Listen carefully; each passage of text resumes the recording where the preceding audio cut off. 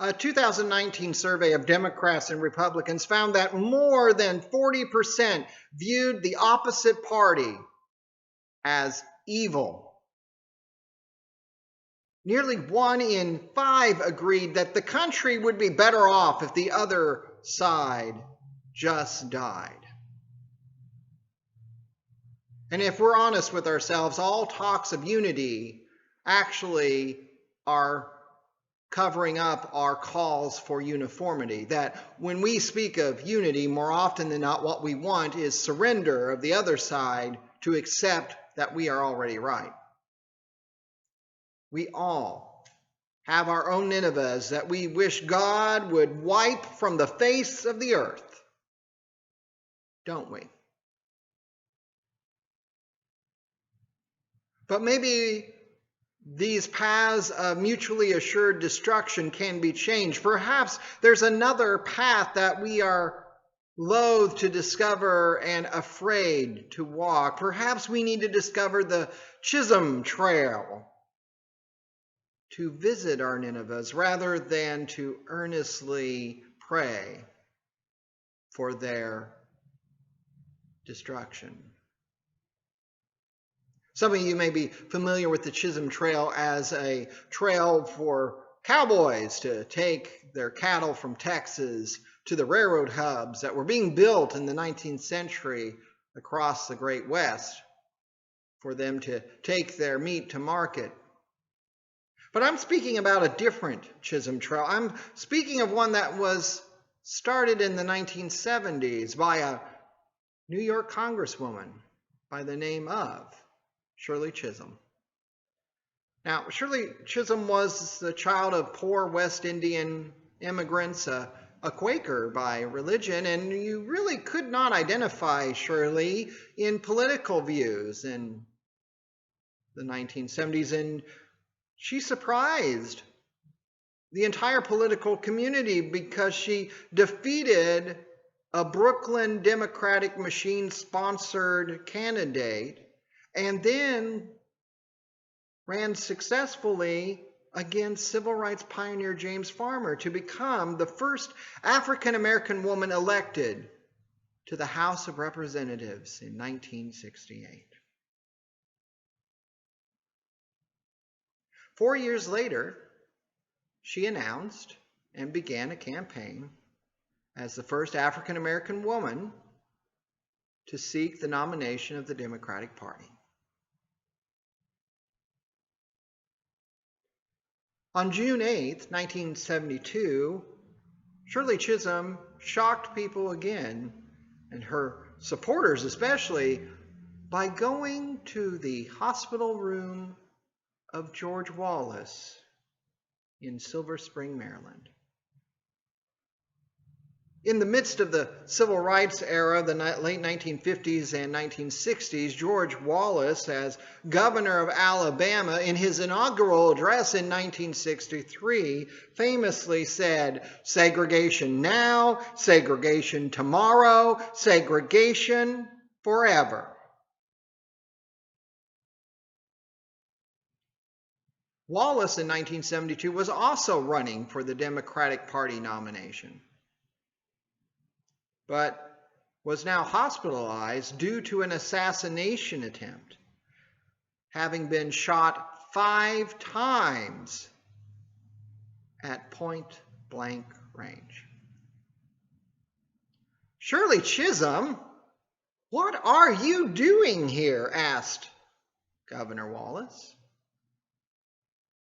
who, as a result of his injuries, would be permanently paralyzed and pain-ridden the rest of his life. She replied, "I don't want what happened to you to happen to anyone."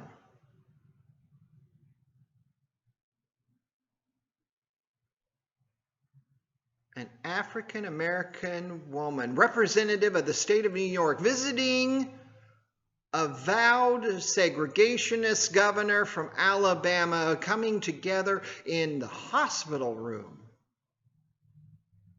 And the two chatted and prayed together until Wallace's doctor said he needed to rest.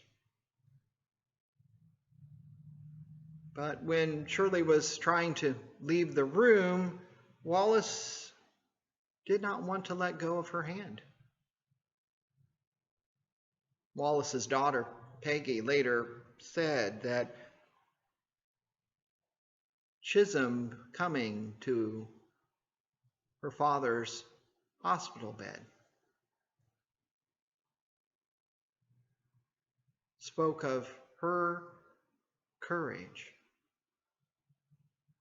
and belief that even an avowed segregationist who stood for everything that Chisholm advocated for, stood against it all, yet still had the possibility to change. And Governor Wallace did change. You see, he became an ally and persuaded other Southern Congress people to support extending the minimum wage to domestic workers, a field that was populated heavily by single African American women and married African American women. He later publicly renounced racism and traveled to African American churches and met with civil rights leaders, often being criticized as a farewell forgiveness tour. But at Dexter Avenue Baptist Church in Montgomery, Wallace confessed to all the harm and misery he had caused, and his own experience of pain now helped him to better understand that suffering he caused. He begged for forgiveness. And as he was rolled out on his wheelchair, the congregation began to sing Amazing Grace. Chisholm was incapable of judging another human as worthless, once remarking, "I believe there is good in everybody. Maybe that's a weakness I have." Now, like all of us, Shirley Chisolm did have her human limitations. She could be vain at times, she could hold grudges for a while, but she also recognized the limits of both grudges and vanity, especially when such vain politics and grudging politics fostered the same sickness in public life that leads to assassination attempts.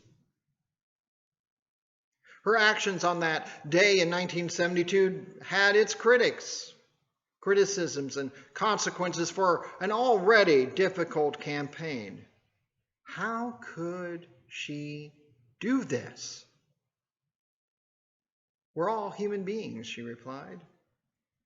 "You always have to be optimistic that people can change and that you can change, and that one act of kindness may make all the difference in the world."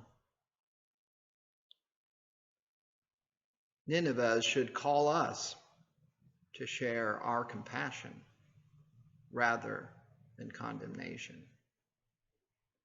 Too many of us are waiting for God to come around to our way of thinking and viewing the world, while God is waiting for too many of us in our comfortable houses to come around to his way of loving. Shirley Chisolm did not wait. George Wallace did change. Even our Ninevehs can.